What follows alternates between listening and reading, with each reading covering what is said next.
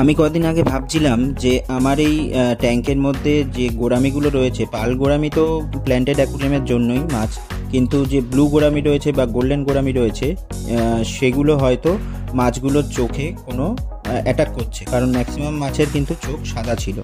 তো আমি সেটা বুঝতে পারছিলাম না। তারপরে ভাবলাম যে ওয়েদারটা যেহেতু চেঞ্জ হচ্ছে, তাহলে হয়তো ঠান্ডা লেগে যেতে পারে। তো তোমাদের আজকের এমন একটা ওষুধ দেখাবো যেটা সবসময় এই শীতকালে ঘরে রেখে দাও। অবশ্যই রেখো, কারণ কোনো না কোনো সময় কিন্তু মাছ অসুস্থে পড়বে টেম্পারেচার চেঞ্জের জন্য। তো সেটা আর কিছুই না, সেটা হচ্ছে অ্যান্টি হোয়াইট স্পট।